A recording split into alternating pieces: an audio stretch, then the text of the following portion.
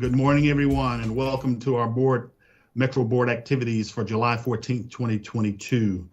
We'll start the day with a brief safety contact from our Chief Safety Officer, Ms. Theresa Impastato. Thank you, Mr. Chairman. Biking is a great way to get around or enjoy a recreational ride. Sometimes you'll need to take your bike on the train or the bus to connect between a metro stop and your destination. Some guidance for the public includes when taking your bike on Metrorail, take the elevator down to the platform for your own safety and those around you. Do not use your bike on an escalator. Do not ride bicycles in stations, on platforms, or on trains. When the train arrives, wait for everyone to get off before attempting to board with a bicycle. Middle cars are usually the most crowded, so consider boarding the first or last car and use the end doors rather than the center door. While on the train, do your best to avoid blocking aisles and doors. Bikes are welcome on Metrorail during all hours of operation, except during special events or other days when crowding is anticipated. Even still, we recommend avoiding rush hour if at all possible. If it's not possible, remember to be patient and don't try to squeeze onto a crowded train with a bicycle. When taking a bike on Metro Bus, you can transport your bike free aboard Metro Bus using the heavy-duty bicycle racks attached to the front of each bus. Up to 2 bicycles can be stored in each rack. The racks have a locking mechanism to prevent bicycles from coming loose. For safety purposes, buses have special mirrors that allow our bus operators to see the bicycle racks as well as riders loading bicycles. When riding the bus, keep an eye on your bike. Try to sit near the front of the bus. When near or approaching your stop, remind the bus operator that you're retrieving your bike from the bicycle rack. If there are any issues, see a station manager or bus operator with any bike transportation safety concerns. For more information on transporting your bike on the Metro system, visit WMATA.com. This concludes our safety contact. Thank you, Ms. Impastato, and welcome to today's Safety and Operations Committee. Since this is our first public meeting of the day, I'll ask Ms. Elliott, our Board Corporate Secretary, to call the roll. Thank you. Chair Drummer. Present. Mr. Smedberg. Chair Smedberg. Dr. Lowe. Can you hear audio? Present. Mr. Zappi. Present. Ms. Klein. Present. Mr. Letourneau. Present. And Mr. Smedberg. Present. Thank you. Mr. Chair, you have a quorum. Thank you, Ms. Ellison. Our first order of business is to approve the agenda. If there are no objections, we'll consider the agenda approved as presented. Are there any objections by members of the committee? Hearing none, the agenda is approved. Now to approval of our minutes. We have the minutes of our June 9th committee meeting. Are there any objections to the minutes as presented? Hearing none, we'll consider the minutes approved as well. So we have 2 information updates from our Chief Safety Officer on the agenda this morning. First, we'll receive a mid-year progress report on the development and implementation of our safety management system, also known as SMS. And this will be followed by an update on the status of training and certification for our rail operators and supervisors, for our rail traffic controllers, and for our bus operators. And this update will also include ongoing actions and plans to improve oversight and compliance. I'll now turn the floor over to Ms. Impastato.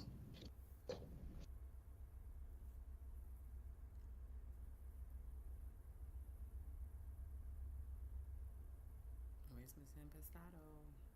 There we go. All right, Teresa's down. Mr. Drummer back up. Where's our audio? Thank you, Mr. Chair. I'd like to confirm that my slides are displayed. We can see them. Thank you. I'm pleased to present to the board the progress that Metro has made to date this year implementing a safety management system. The status of each of the pillars of our SMS will be reviewed at the mid-year point, and the path forward will also be reviewed. To begin our review, I'd like to reiterate Metro's SMS strategy, which includes aligning the organization around our vision, mission, and the strategic and tactical steps we're taking to move our vision and mission from rhetoric to reality. In order for us to be successful in this endeavor, we must be transparent in our efforts and continuously self-assess against our goals to ensure we're on target and achieving the results we expect. This slide depicts the SMS roadmap that Metro shared with the board in January and updates our progress made thus far, implementing the tactical action plans to support each strategic milestone. As we've continued throughout our implementation journey, we've also refined and expanded our 2023 and beyond plans to reflect our progress and to better predict our needs in 2023. Of note, all milestones from the 2021 roadmap were fully completed, with the exception of the Safety Department reorganization, which we'll discuss in a few moments. Metro's made substantial progress implementing the required actions to achieve our milestones in each of the 4 pillars of the SMS. The remainder of this presentation will review the achievements thus far and will forecast the remainder of 2022. As we review each pillar, items with a check mark have achieved milestone completion status, and in progress items are denoted with stoplight criterion. Green targets are fully on target for completion by calendar year end. Yellow items are behind schedule at the mid-year, but are planned to recover by year end. Red items are at risk for completion by year end. With regard to the safety policy, Metro began calendar year 2022 with the latest annual revision of our agency safety plan approved and taking effect. The ASP is reviewed and revised on an annual cycle, with the latest revision well underway, including new requirements from the bipartisan infrastructure law, more information regarding our strategy with MITRE, and other improvements. This draft is currently under review by the WMSC, our safety oversight agency, Metro's Joint Labor Management Safety Committee, and our executive leadership team. We've completed a courtesy review of our plan with the Federal Transit Administration's Technical Assistance Center with no findings. The agency safety plan will be brought to the board in the fall for consideration and approval. Additionally, we've revised Metro's safety policy instruction document to align with SMS principles and issued the revised policy to staff. When we set about developing our strategy to implement an SMS in late 2020, we quickly realized that we would need to realign and augment the safety department in order to effectively guide and support this effort. Metro's vision to lead the transit industry in safety would require building a safety department with greater depth and breadth of experience than the industry norm. This effort required a complete realignment of job descriptions, significant investment in training and development of internal existing safety staff, and extensive recruiting of staff to increase the diversity of skills and experience on the Metro safety team. I'm proud to report that safety's partnership with our HR team has resulted in targeted recruiting of staff from multiple high reliability industries with significant SMS experience, such as healthcare, aviation, defense, and oil and gas production. Additionally, we've recruited staff to key roles with experience in safety and emergency response regulation, investigation and oversight, heavy construction, military logistics, law enforcement, manufacturing, academia, and research pursuits. Reimagining the role of a safety organization and finding the skills, knowledge, and abilities required to implement an SMS at Metro has had its challenges. And recruiting this type of rare talent in the current market has proven difficult. We're projecting that we will complete the reorganization by year end and are meeting twice weekly with our partners in HR to accelerate the reorganization. Lastly, we are partnering with operations and information technology to create a technology evaluation framework that can be applied as part of Metro's IT governance board to better evaluate safety implications of emergent technologies. The first pilot of this framework will concern our implementation of automated inspection system technology that utilizes machine visioning for our 7000 series fleet. We're on track to complete the framework and the pilot by year end.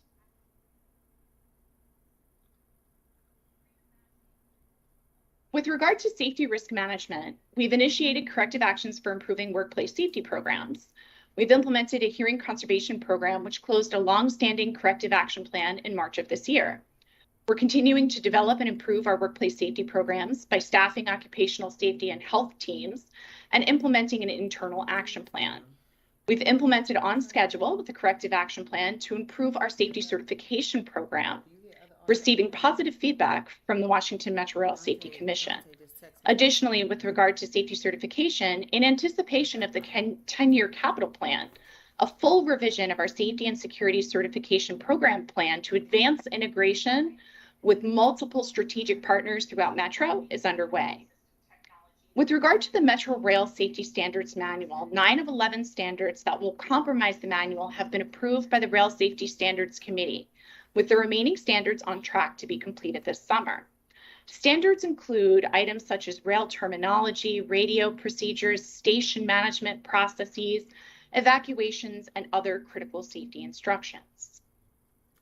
Standard operating procedures and training are being refreshed to align with the new safety standards, and this work will continue over the remainder of this year, with communication, training, and implementation occurring in calendar year 2023.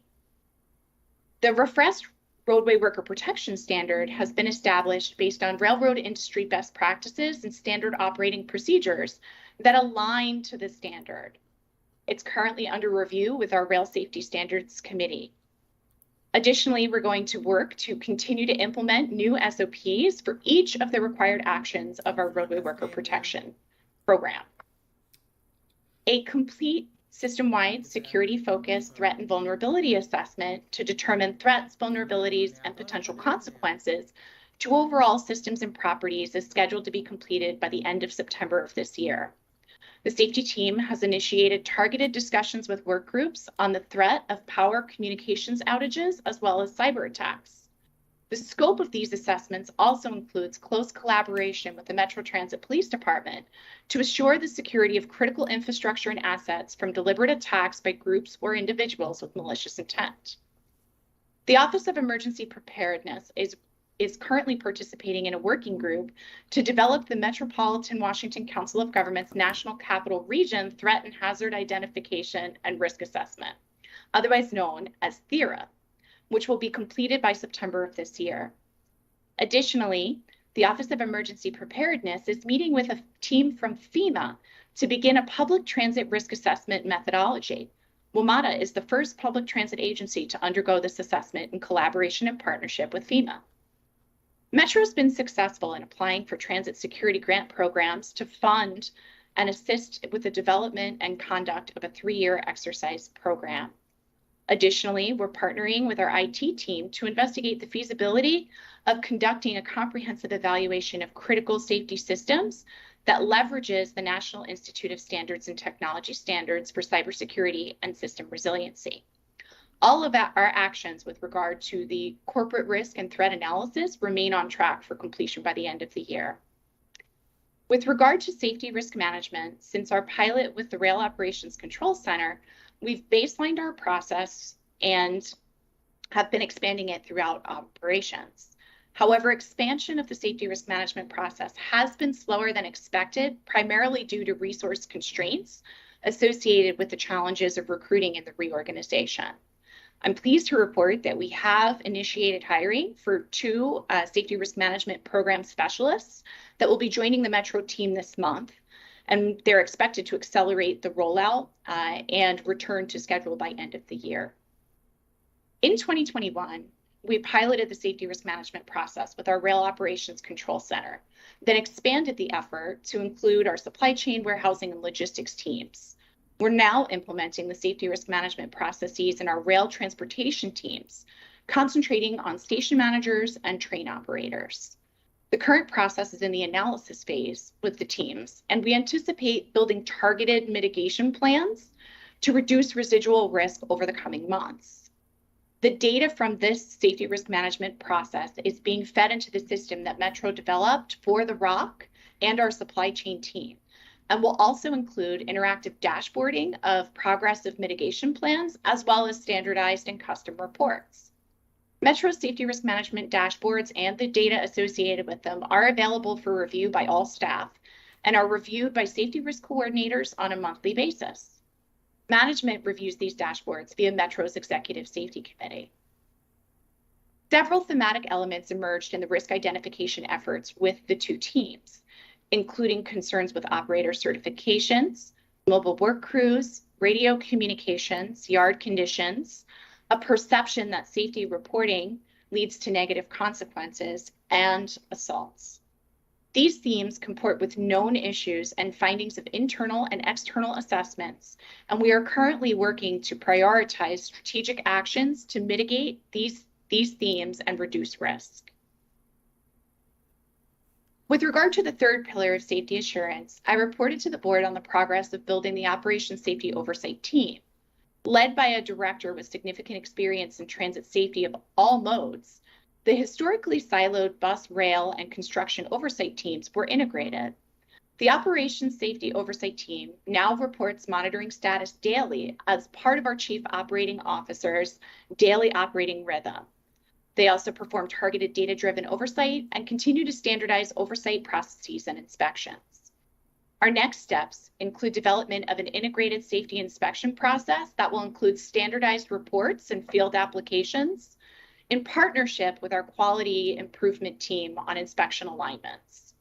Additionally, we're working to improve communications with operations, including sharing checklists and establishing a process and system to follow up on recommended corrective actions for oversight findings.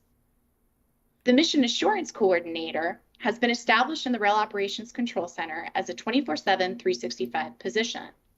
Although the Mission Assurance Coordinator works geographically in the Rail Operations Control Center, the position represents the Chief Safety Officer for all incidents within the authority, rail, bus, metro access, and facilities. The Mission Assurance Coordinator assists the Rail Operations Control and bus Operations Control to not only properly categorize the severity of an incident, but also to assure coordination of the appropriate response to incidents as an independent layer of oversight. This role has been established to provide highly trained and experienced personnel to support deployment of resources and coordination within operations control centers. These critical functions are within the incident management framework that's currently under development and planned for implementation in the fall of 2022. The reorganization has resulted in the recruiting of an expanded investigation team with diverse experience in the many facets of investigation. This team has begun coordinating and conducting root cause and corrective action analysis in coordination with the Chief Operating Officer. We've also incorporated fatigue analysis and are on target to complete the expansion of the investigations process to establish parity across all modes and incorporate just culture principles into our investigations. Metro recently shared our experience and lessons learned in enhancing our safety assurance capabilities and building out our program with our industry colleagues at the recent After Rail conference. We're on target to deliver our incident management framework in the fall of 2022. The team has developed guidance, operating procedures, and training to ensure that Metro manages incidents with urgency, consistency, and flexibility, and that all key players know their roles and responsibilities. This effort will progress a number of corrective actions necessary to improve our incident preparedness, management, and response capabilities. Lastly, Metro has established our Joint Labor and Management Safety Committee, which kicked off last month. This committee meets the requirements of the Bipartisan Infrastructure Act and will be used to oversee the development of an improved employee safety reporting program. Our committee charter required modifications to comply with the IIJA, which resulted in a slight delay. However, we are on target to complete our efforts by year end and have surpassed the deliverable requirements embedded for standing up of the committee within the bill. With regard to the final pillar of safety promotion, we're on target with our 2 action plans for the year. MITRE, the safety team, and the operations team are currently working on mobilization planning to assess Metro's safety culture. That'll include focus groups, targeted interviews, and a safety survey. Interviews have begun, focus groups are established, and the survey is scheduled to launch in September. We'll receive the results before year end, and it will inform our actions moving forward. The Joint Labor Management Safety Committee will be a key part of supporting the survey and the response to the findings. We're also well underway in drafting an expanded SMS communications, training, and engagement strategy, which will inform many of our 2023 and 2024 promotional activities. Moving forward, Metro will continue to apply a project management approach to SMS and will provide ongoing updates and detailed reports of our actions. This concludes my presentation, and I'm happy to address any of the board's questions. Thank you so much, Ms. Impastato. We really appreciate the systems approach and the comprehensive focus. Standing by for any questions that committee members might have first, and then we'll follow up with other board members. Seeing none from committee members, are there any board members that have any questions? Thank you very much. Seeing none, we'll move to your second presentation.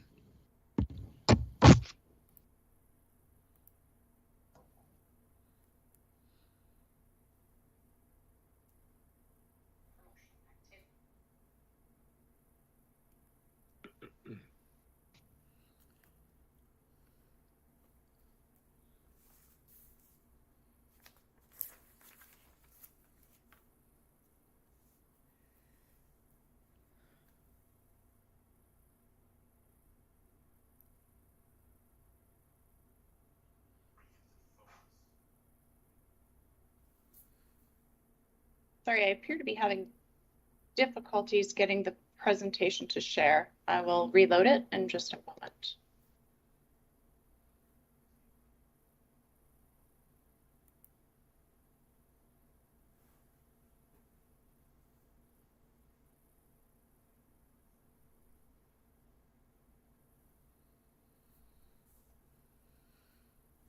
Thank you. I'd like to confirm that the slides are visible.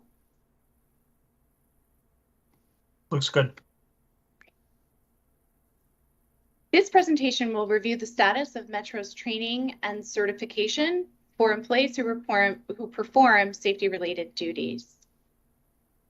We will roll through some background information as well as the results of the investigation, the process that we followed, our findings, current status, and recommendations and activities that are underway. By way of background, in April of 2022, a WMSC audit identified that Metrorail was not meeting train operator refresher training and recertification requirements. This launched an independent investigation conducted by the Metro Safety Department. The investigation discovered that multiple blanket waivers were issued from March of 2020 through December of 2021, resulting in 257 train operators that were out of compliance with required certifications. 72 of those train operators were greater than 1 year out of compliance and were subsequently removed from service for retraining activities as an accelerated plan to bring operators back into compliance was initiated. By way of background, train operators complete an initial qualification course followed by refresher training and recertification every 24 months. Refresher training is facilitated by the Rail Operations Quality Training Team under the Operations Management Services Office. Certification by that team, it takes a total of 5 days and includes a combination of classroom training as well as practical certification. And an independent investigation was launched by the safety team with a focus on fact finding, not fault finding. This investigation performed a series of records reviews, timeline reviews, and conducted interviews with involved staff to determine probable causes as well as potential contributing factors that led to the lapse in certification. A records review indicated that a waiver process existed for over 10 years, as documented in the Office of Rail Transportation's Performance Standardization Program Manual, most recently revised in June of 2020. The Performance Standardization Program Manual is authorized under the authority of the operations team. It allows for individual waivers to be issued for 30-day extensions by the Operations Support Manager and approved by the Vice President of Rail Transportation. Any waivers that were issued beyond the 30 days would require new certificates be pursued. Looking at the timeline leading to the incident, before the COVID-19 pandemic, we were able to find records of 6 individual waivers which were issued. The first blanket waiver for train operator recertification was issued in March of 2020, and training was suspended. Training was resumed in September of 2020 at a reduced rate. Training was suspended again in October of 2021. At that time, an additional blanket waiver was granted, and the last blanket waiver was issued in December of 2021, scheduled to run through June of 2022. The Safety Department performed interviews with involved staff in the Operations Department, as well as departments outside of Operations. We were unable to confirm any departments outside of Operations that were aware of waivers or the training status.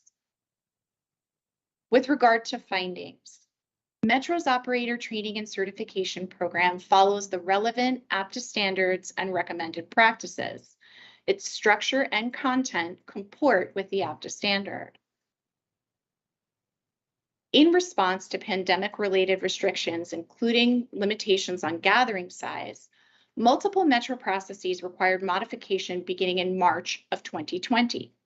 These modifications were brought before Metro's Pandemic Task Force, which is chaired by the Safety Department and includes an interdisciplinary team tasked with responding to and altering guidance or policies as the pandemic evolved.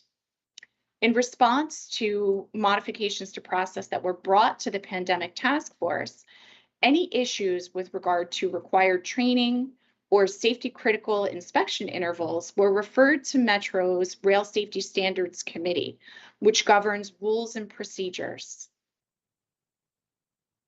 A review of the certification of employees who perform safety-related duties identified that all other pandemic-related waivers were no longer active. A number of waivers were granted through the Rail Safety Standards Committee, which extended training deadlines as well as modified requirements for face-to-face and in-person training to facilitate a use of computerized and technological resources. Additionally, reviews regarding inspection intervals and maintenance practices, as well as work practices, were all conducted by the Rail Safety Standards Committee and reported back to the Pandemic Task Force. An exhaustive review of the Pandemic Task Force meeting minutes from 2020 through current did not indicate any evidence that a discussion regarding training and certification timelines or waivers for rail transit operators took place. The investigation determined that the decision to issue a waiver for rail operators was made entirely within Operations at the level of the Senior Vice President of Rail and the Chief Operating Officer beginning in March of 2020. Subsequent decisions to continue reissuing the waivers also were made within Operations. With regard to external and internal independent oversight, the most recent internal safety review conducted by Metro's quality team regarding recertification was conducted in 2018. Internal safety reviews are conducted on a rotating basis in order to maximize the amount of time between internal and external reviews of our programs. At the time in 2018, there were no issues noted with recertification, and compliance with the program was strong. Certifications are tracked in Metro's Electronic Learning Management Module, or ELM. The data in ELM was not up to date due to the waivers. Additionally, staff perform manual queries with ELM and prepare reports on a manual basis.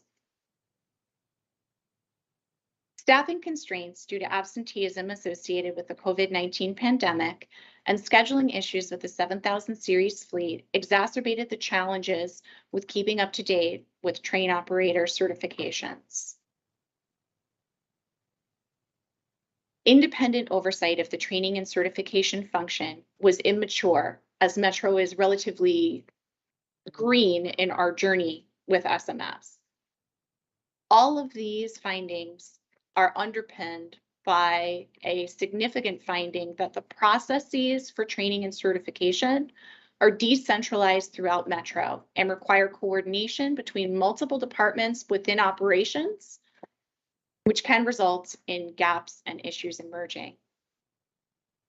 With regard to current status, 58% of the backlog has been completed since being identified in May of 2022.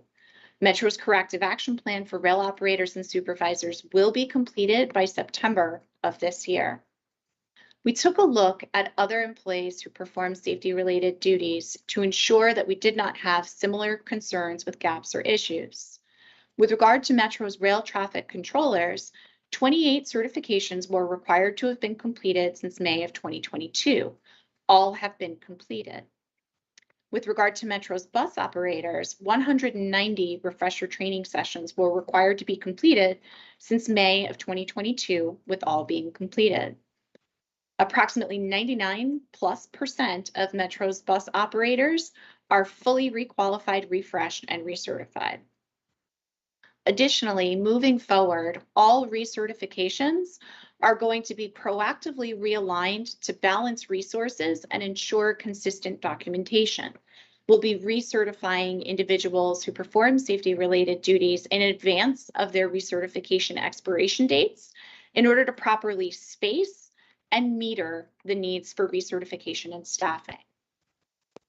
With regard to the immediate actions that have been taken, any potential deviations from existing training and certification plans are required to be reviewed and recorded by the Metro Safety Standards Committee without exception.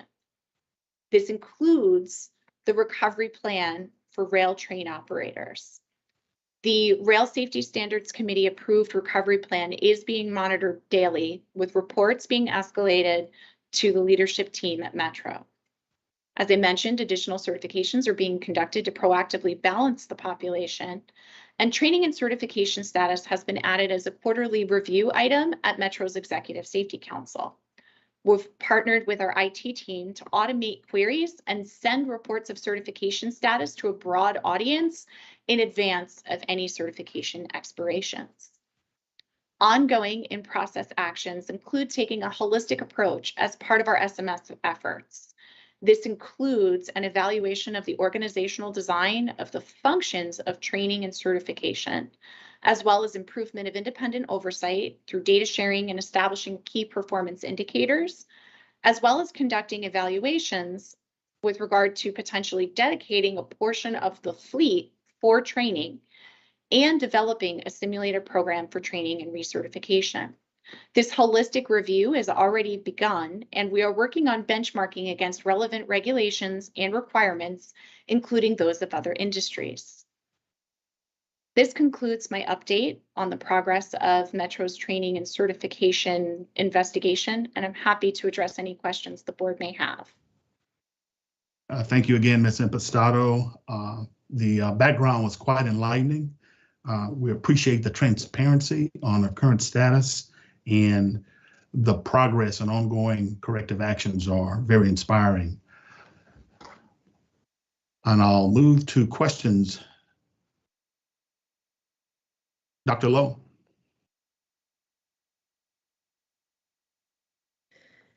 Hi. Yeah, I'd just like to echo that this is a great presentation. This is very informative and helped us understand, how what happened and what we're going to do about it. I think this is transparency that the board needs, but also that we owe the public.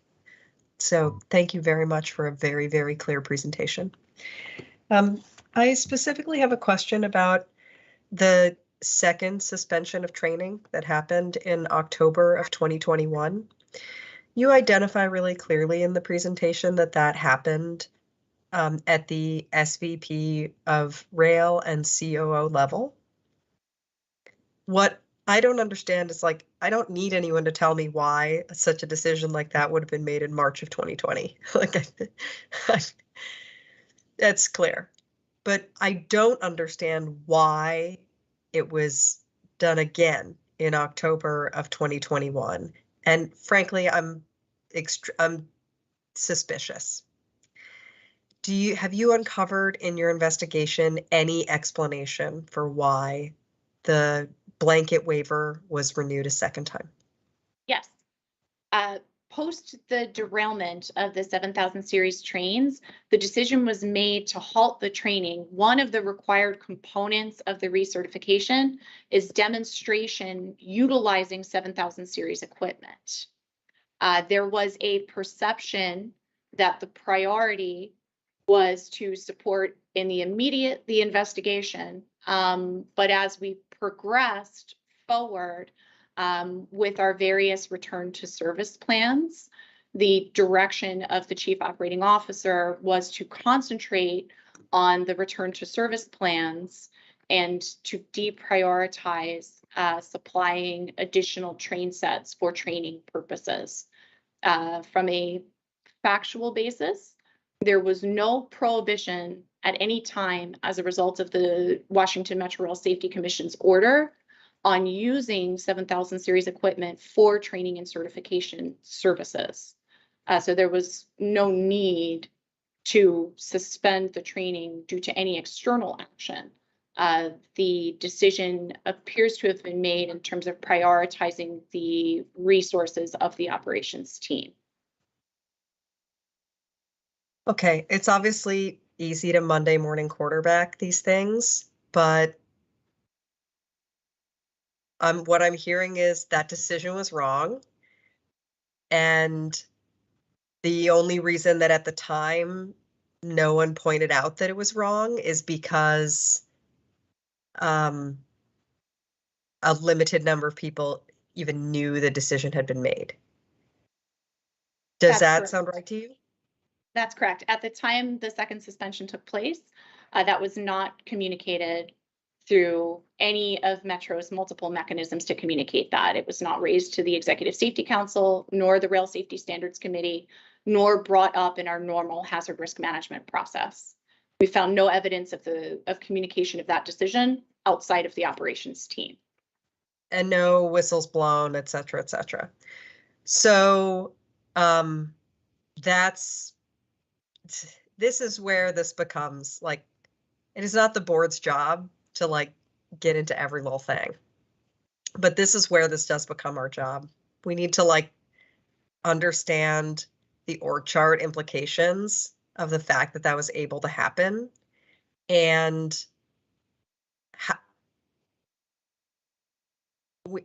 we need to make changes other than just who is the COO in order to ensure that this doesn't happen again, right? This can't just be like a people thing. It also needs to be like a process thing, just to call out a word from the current slide. So do we have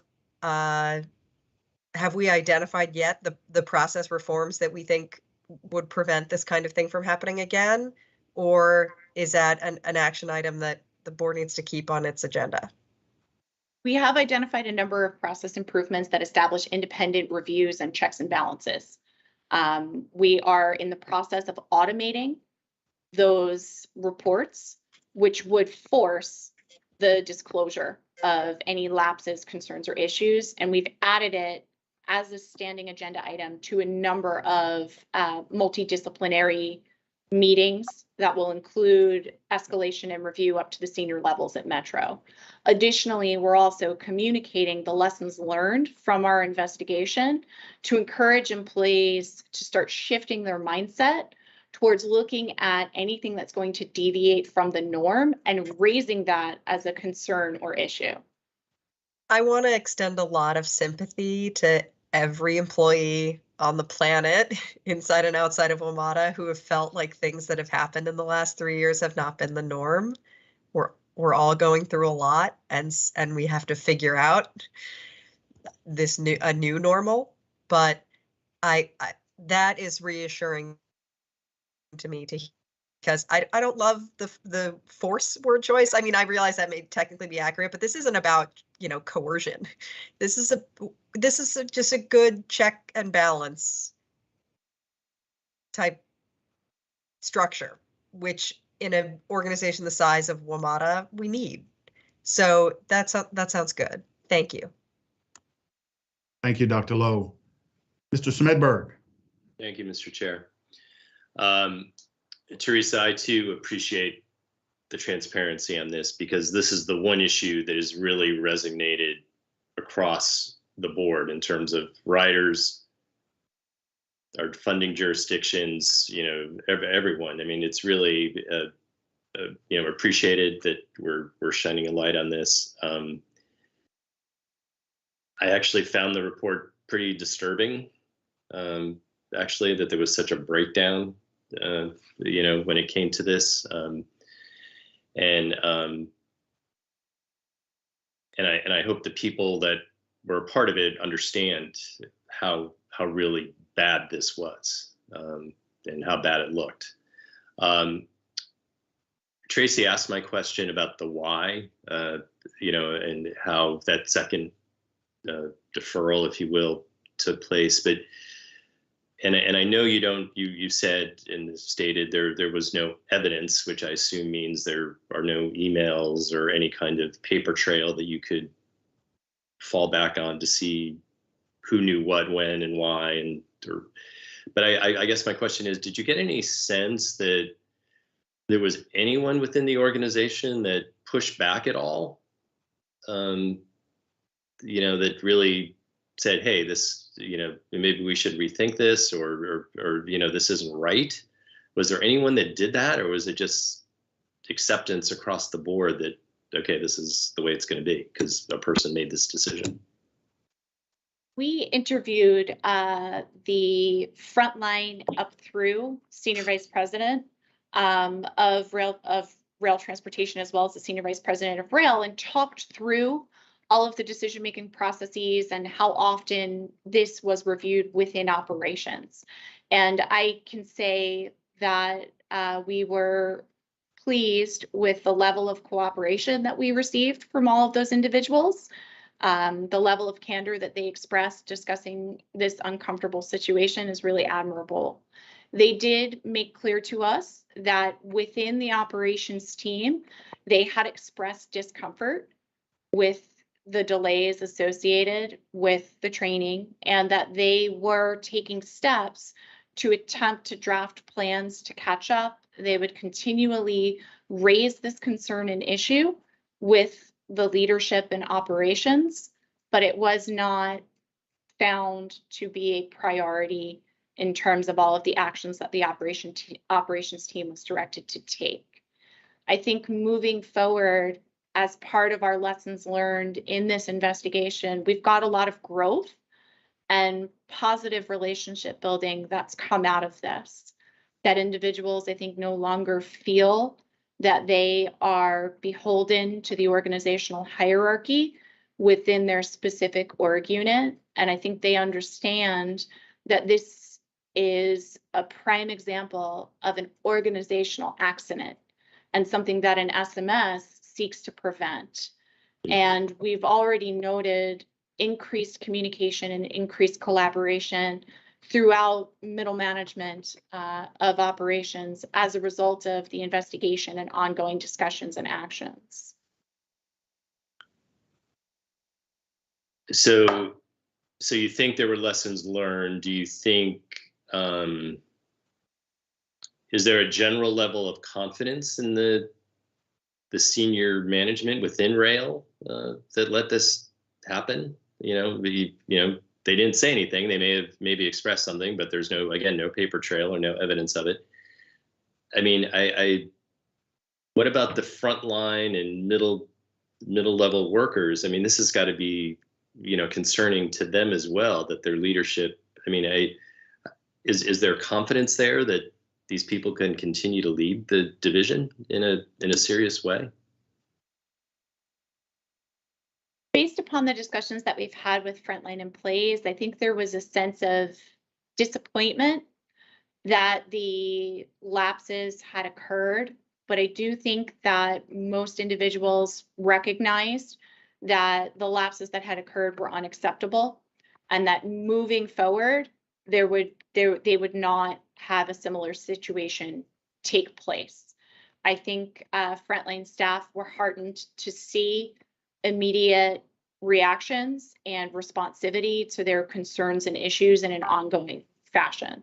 So I do think that the actions that Metro has taken are demonstrating the commitment that the leadership team and operations has to fixing the issue at hand and ensuring resilience so that a similar issue does not manifest. Yeah, and that's important, Theresa, and I really appreciate as chair and I know the board does, that you brought this to our attention immediately.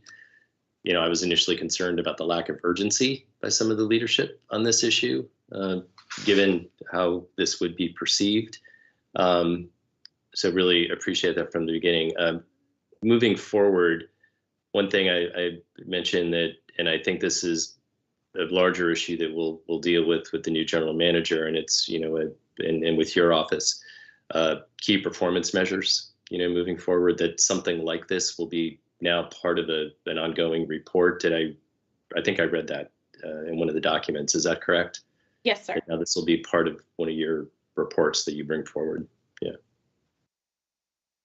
Yes, we're anticipating as part of our enterprise-wide holistic assessment for training, developing a suite of metrics relative to training and certification of employees that perform safety-related duties, with this specific exemplar being one of the first that we're now working to acquire data to support key performance indicators, goal setting, and taking a data-driven approach to decision-making.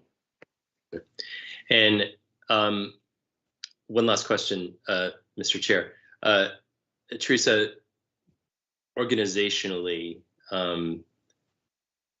is there anything that you're learning or any takeaways from you and your team that should your office be more integrated into operations or have some sort of different kind of interaction with that group? Maybe, are we learning anything there? You know, sort of bigger picture down the road. Are there any takeaways there?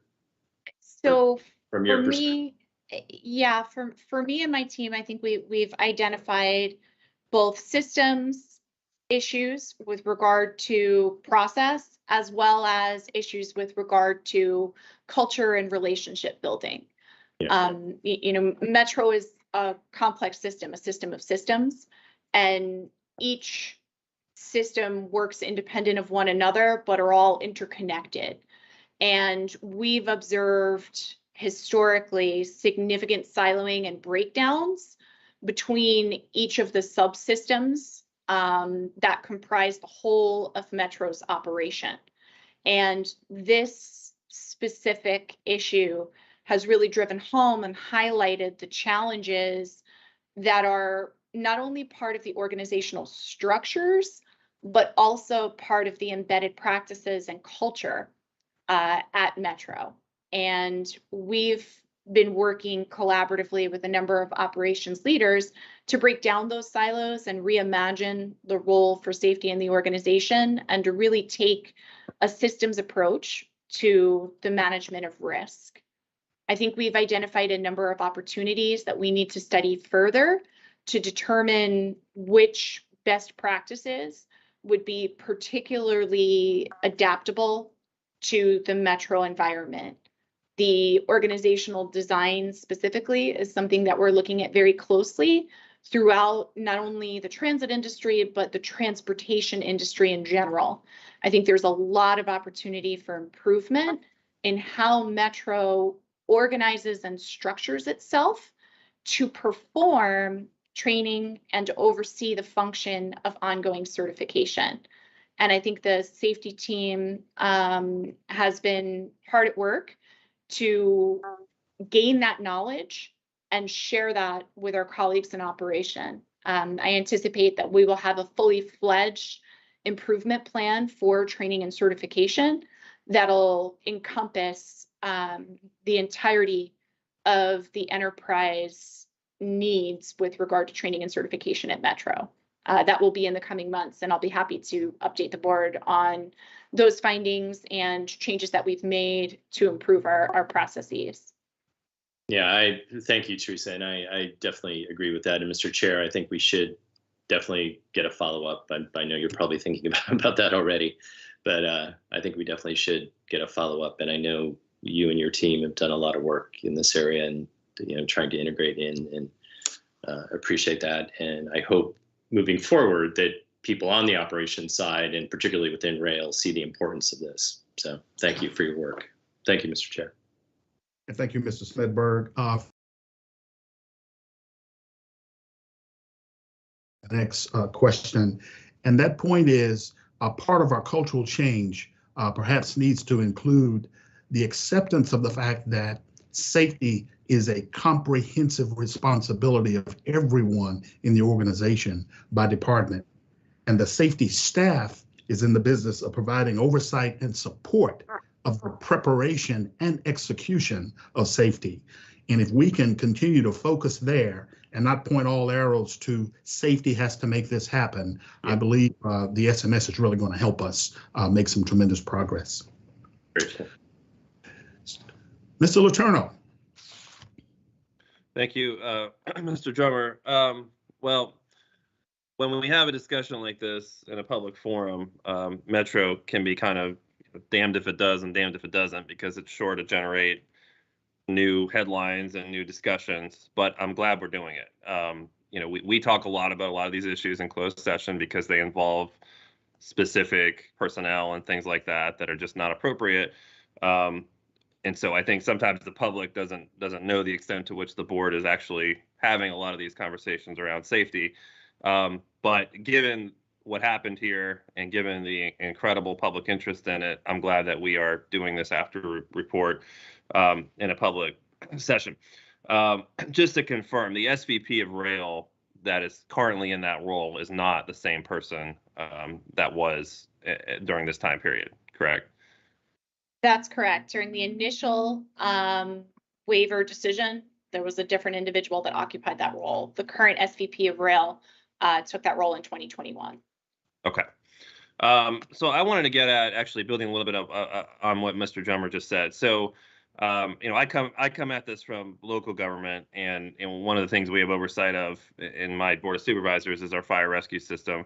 And I'm very familiar with the concept of a safety officer as being the individual who is responding to a fire incident or an EMS incident, whose job it is to sort of almost stand on the sideline and be solely focused on the safety of the firefighters and the public that are at that scene, as opposed to actually fighting the fire. And I've been to many different fire scenes and stood with the battalion chiefs and watched all this unfold, which is a real incredible thing to watch. Your title is also safety officer, and I've always thought of your position as somewhat similar. It seems to me that the challenge is, unlike in my analogy, there isn't necessarily a single incident that we're responding to. It's an organizational daily thing that happens. And so as a result, you can be out of the loop on something without knowing it, and your office can be out of the loop. And that seems like what happened here. I know that you didn't know about this, and when you found out, you took it to the highest level of management and then to the board. How do we? This is maybe somewhat of a asking kind of the same question, but how do we fix that? How do we get to the point where either, as Mr. Drummer said, everybody in the organization is focused on safety, or at least that the safety office is consulted and you are involved in any decision that could possibly impact safety? So I think the real key to that is going to be rolling out our SMS. If we had a mature and fully functioning SMS, this issue would have been presented not just to the safety department, but to other key stakeholders, would have been examined, reviewed, assessed, and there would have been a structured mitigation and risk reduction plan put in place. It would have been communicated throughout the agency to all involved. It would have also been tracked and logged to ensure that we were compliant with all of the requirements of assuring safety when we were deviating from our process. So I think on a long enough timeline implementing our SMS, Metro will get there. Where we struggle right now and need to direct resources is to shoring up the understanding of individuals of the role of the safety team. We've had a history as an organization of having the safety team at Metro play a punitive role in the organization. And that is something that we've had to overcome. We've come a long way and have done a lot of work in reimagining the role of the safety department. And I think that that's shifting the organizational value for the safety team. I think we need to, in parallel with working to build relationships, structure into our processes, checks and balances that require engagement with the safety department. Right now, there are a lot of boundaries in our process that don't really reflect the boundaryless purview of a safety department. And that's something that in 2023 and in 2024, we're going to be working very extensively through our quality management system and through our process overhauls to start building in those formal checks and balances that will require review, approval, and sign off, while also in tandem building those relationships that are key in order to ensure compliance with those processes. To the point about the sort of punitive nature, I mean, I can understand that delicate balance because obviously there are consequences at times when things happen, and it's really clear that somebody didn't do what they shouldn't do. But at the same time, we want to encourage our employees throughout the organization to come forward, to engage with the safety office, to inform their supervisors, to do the things that they should do when they see something or are aware of something that isn't quite right, even if they're not sure. So that culture, it seems like, is really key. So I think the board certainly supports everything you're doing and everything you're working toward, both with the long-term SMS, but I think in the short term, obviously, we're running this system every day. We've got to make sure that the message is getting out across the organization, that's got to be the top priority. So thank you. Thank you, Mr. Letourneau.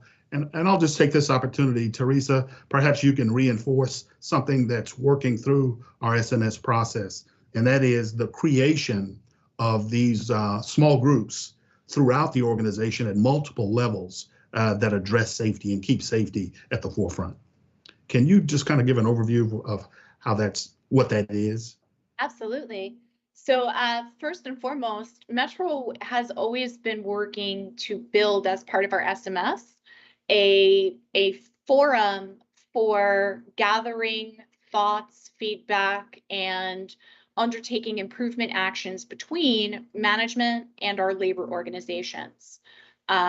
We were already in process when the bipartisan infrastructure law came into play. We reformulated to ensure ultimate compliance with that requirement, but have stood up a committee that is comprised of equal parts Metro management across the organization, across all modes, and Metro labor organizations across the organization, across all modes, to regularly review safety performance, to raise safety concerns and issues, to review our goals and our metrics and our agency safety plan, and to work tightly in collaboration with Metro leadership and MITRE to improve our employee safety reporting programs. So that committee is sanctioned by Metro's Executive Safety Committee and provides updates on their progress, on concerns or issues, beginning in August at Metro's Executive Safety Committee meeting. Additionally, we have multiple structures of local and divisional safety committees that involve frontline employees as well as first and second level management to facilitate discussions and exchange of critical safety information. We have safety risk coordinators that are members of each department that meet once per month to review concerns and issues that are raised in the safety risk management process. So we've really built a framework of multiple tiers of opportunities for employees to engage in the identification and management of hazards or concerns throughout their day-to-day operation. And we've formalized that structure to ensure that we're acting on, in a transparent and traceable manner, the concerns and issues that are brought before Metro, and are escalating that up to our leadership team as needs and requirements dictate. Thank you, Theresa. This certainly reinforces the power of a systems approach. Ms. Klein. Yes, thank you. Actually, that was, I think your previous question got to the root of what I was going to ask. And basically, I just wanted to say that I understand that the bipartisan infrastructure law added the requirement for the committee, the Safety Committee, Joint Labor Management Safety Committee, at a time when Metro was already working very hard to implement SMS. And mostly you've answered this question, but I just want to reiterate that I think it's really important for this committee to be really integrated in the SMS process, and not sort of a layered on top and kind of existing in some kind of separate sphere that's just to check the federal box. So I appreciate that. And if I heard you correctly, it sounded like the committee will be meeting again in August. Is that right? And then we'll have regular meetings going forward after that? The committee meets monthly. Their first meeting was last month, and they have a meeting scheduled this month to formalize the charter and next steps in their ongoing schedule. They'll be updating the Executive Safety Committee in August. In addition to their internal meeting, they're going to give a progress update and any feedback or input relative to the agency safety plan before we bring the agency safety plan before the board in September. Great. And I know that initially they were working on the employee reporting, updating those procedures, which is very important, obviously, in the whole SMS framework. And does that committee have a work plan ongoing beyond that issue as well? It does. That committee we've assigned responsibility for custody and stewardship of our safety culture survey to that committee. So that committee is now working very closely with MITRE to ensure that the survey is appropriately structured and deployed, and to encourage engagement of our workforce. They will be tasked with identifying any improvement efforts or proposals for programs coming out of that ongoing safety and engagement survey effort with MITRE. So they are now working jointly with the Metro management team to own the improvement program that we're going to deploy throughout the agency. Great, thank you. I appreciate the challenge that you face in implementing these relatively new requirements at the same time that you're also working toward the SMS approach. So thank you very much for all that you do. That's all of my questions. Thanks. Thank you, Ms. Klein. Mr. Zappi. Thanks, Mr. Chair, and thank you, Ms. Impastato, for your leadership here and for all of your team's work on this review and the transparency that you've provided here.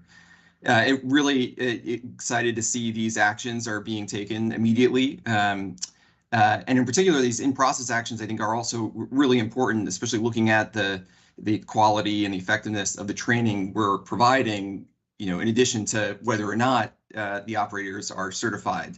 And so I was wondering if you could talk a little bit more about the timeline for that review and when you think we would have recommendations for how to improve the existing training. Absolutely. So our intent is to generate recommendations on a rolling basis. We don't want to wait for a comprehensive review to be fully finished before we start implementing any opportunities for improvement that we see.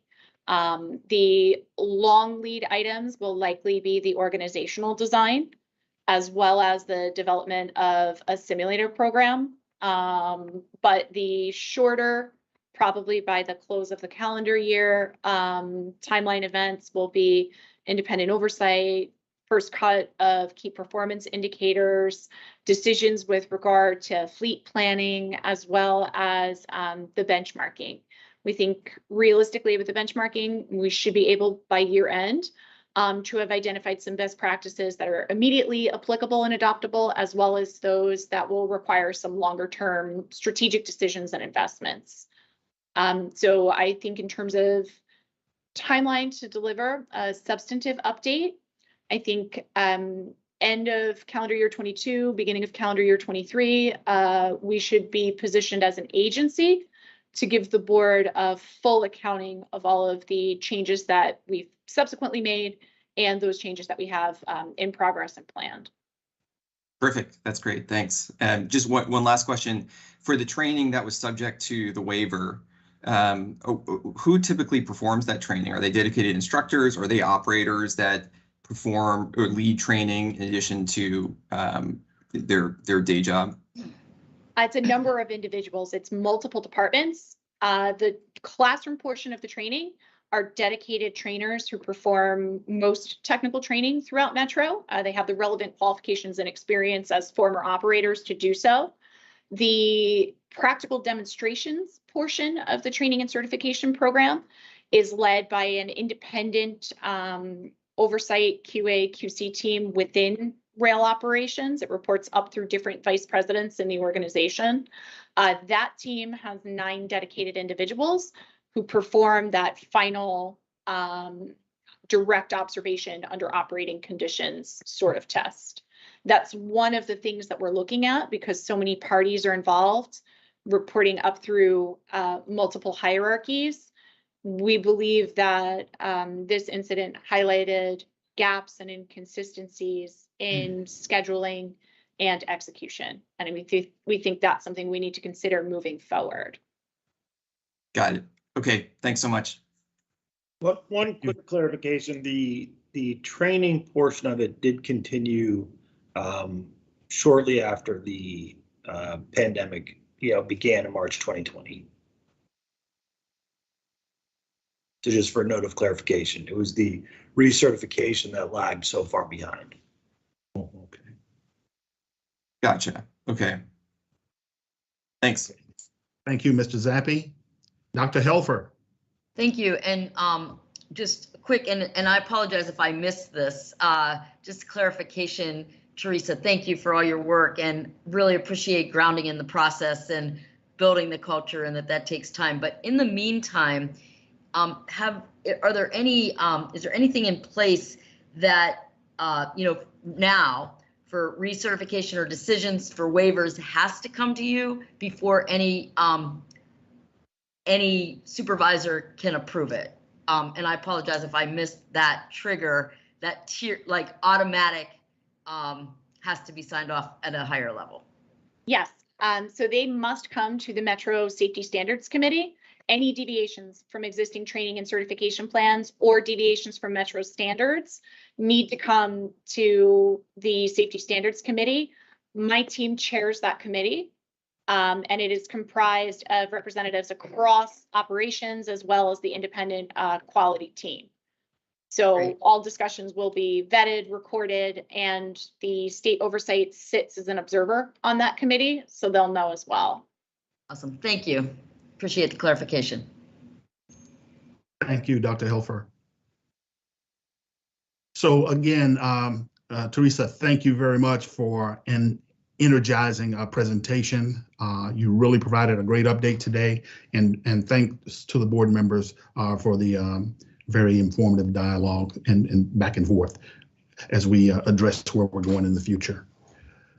With no further business to come before the committee, we will stand adjourned. And I'll turn the floor over to Mr. Letourneau to begin the Finance and Capital Committee meeting. Thank you, Mr. Drummer. Good morning and welcome to today's Finance and Capital Committee meeting. Thank you for joining us. Our first order of business is to approve the agenda. If there are no objections, we'll consider the agenda approved as presented. Are there any objections by members of the committee to the agenda? Hearing none, the agenda is approved. Now on to the minutes. We have the minutes of our March 10th meeting. Are there any objections to the minutes as presented?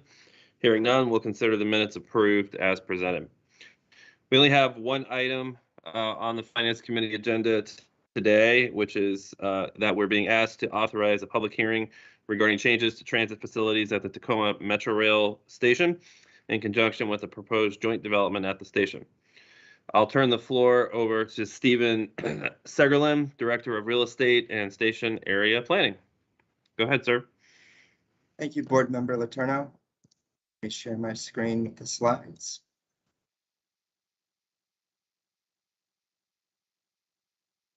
Can you confirm that you can see them?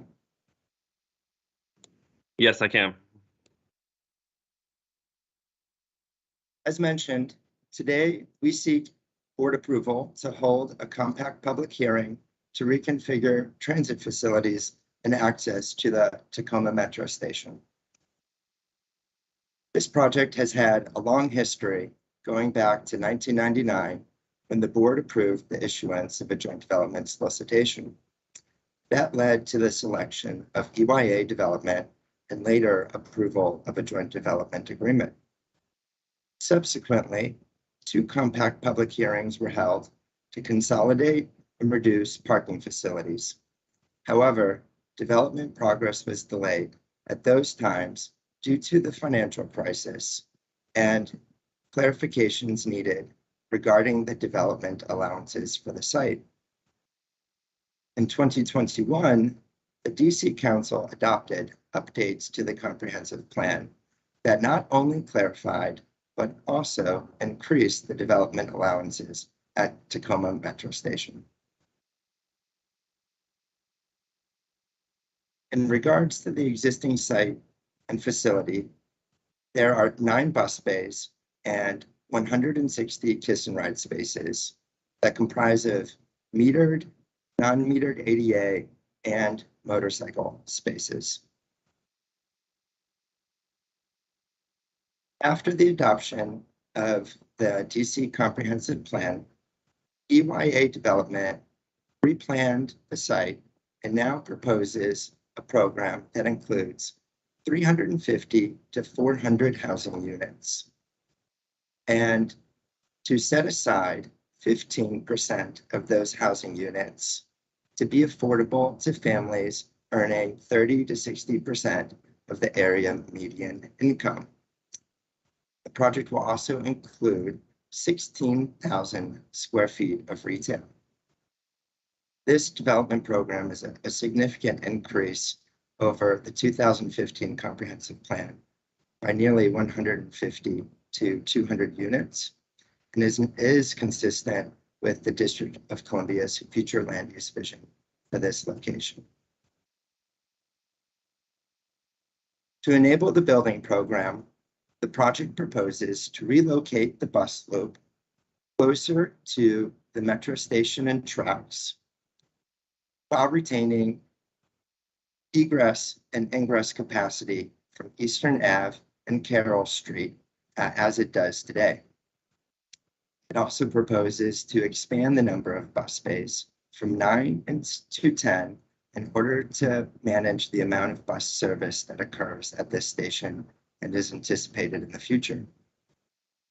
The project also proposes to add a new traffic signal at the main entrance to the bus loop in order to improve safe operations of the facility and access for pedestrians and bicyclists. Lastly, the project proposes to reduce the number of kiss and ride spaces from 160 to 16. Staff believe that this is reasonable because we have found that the utilization of the kiss and ride facility has lower levels and that the majority of use that is occurring exceeds 8 hours in duration, which is similar to the usage of our park and ride facilities and would be better accommodated at the Fort Totten Park and Ride that is less than 10 minutes away from the Tacoma Metro Station. That this facility would prioritize that focus on short-term kiss and ride pickup and drop off. As for the compact public hearing, WMATA's compact requires outreach to seek feedback about proposed changes to the transit facilities from Metro customers and commuters, residents surrounding the Metro station, and users of the road network. The compact public hearing is anticipated to be held in fall of 2022, and staff may return to the board to seek approval of a compact public hearing staff report and amendments to the mass transit plan in winter of 2022 or 2023. So in conclusion, our recommendation is for board approval to hold a compact public hearing to reconfigure transit facilities and access to the Tacoma Metro Station. Thank you, Stephen. Yeah, 160 kiss and ride spaces really seems excessive, and I was kind of surprised that we have a facility like that. I can understand why it typically just gets used for parking. I see we have, I was going to ask the members of the committee to raise questions if you have any. I am only seeing that Dr. Lowe has a question, so let's go to her. Hi, my question is if we know anything about the phasing of the project so far, because to me, they sort of share Matt's assessment of the amount of kissing necessary to operate this station. But the bigger issue is the relocation of the bus base. So do we know anything yet about how we're going to phase this in order to seamlessly provide bus service to all of the lines that use those bays? Is it going to be seamless? Yes, we do. And the plan is for the bus facilities and the new kiss and ride facilities to be constructed first before the building, so that there can be an immediate transition from the old bus facilities to the new bus facilities. And then after that point, then the building program could occur, because the proposed building location is where the existing bus loop is today. So Yeah, that relocation would have to occur. Yeah, that slide made that really clear. So I just wanted to understand that's how it should be phased. I'm glad to hear that what should be happening is happening. I consistently receive complaints from folks in Tacoma about the lighting in the current bus bay facilities. I gather that there's some kind of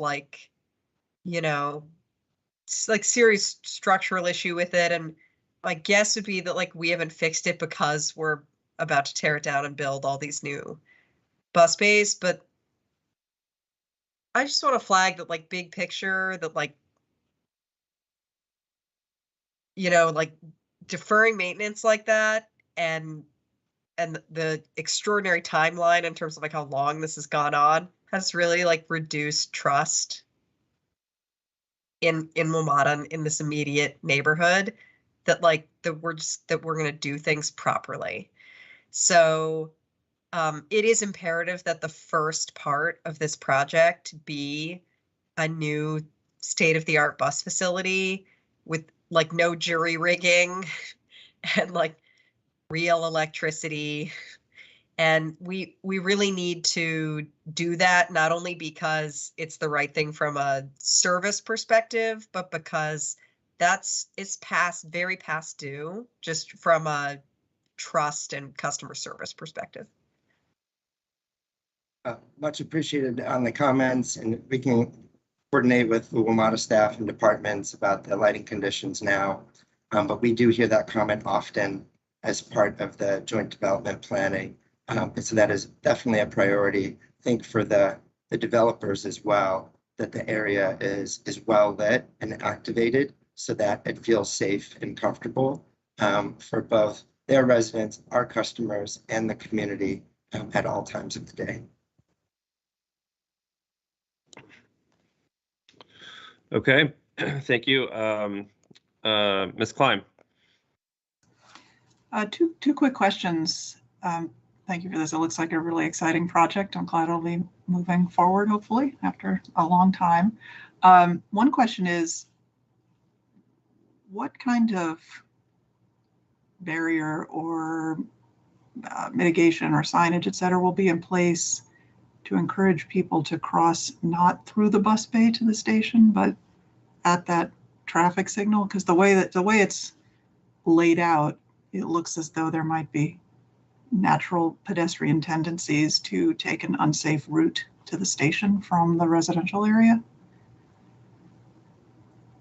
Yes, we've heard some of those comments as well. And so through the design process, I think we'll be considering a combination of signage and in some cases fencing, but also thinking about landscaping that will be used to provide an intuitive path to the metro station in the direction of travel that is most safe. Great. I figured that was on the radar, but I just thought I'd raise it. So what jumped out to me when I looked at the plan.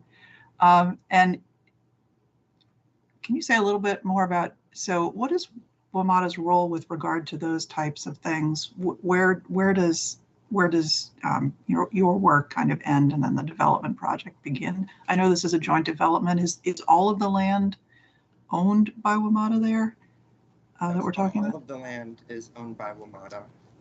And so the Office of Real Estate and Parking, as well as all of the other Metro departments, have a strong role viewing and approving developers, not only concept plans that they will use to then coordinate with the district to secure their entitlements, but even going down to their building and construction plans and approving those to make sure that they meet design criteria, manual requirements, any other requirements we identify to ensure safe operations for our services and for. Great. Sounds good. Thank you very much. Okay, any other questions? Seeing none, then I will move approval of the motion to authorize the hearing. Is there a second by a member of the committee? Second. Thank you, Ms. Klein. I will ask the board secretary to call the roll. Thank you. Chair Letourneau? Aye. Mr. Zappi? Aye. Ms. Klein? Aye. Mr. Chair, the motion passes. Thank you. Okay, thank you, Jennifer. And with no further business to come before the committee, we stand adjourned. I will turn the floor over to Chair Smedberg, who has a request that the board convene in executive session. Thank you, Mr. Letourneau. Give me just one moment.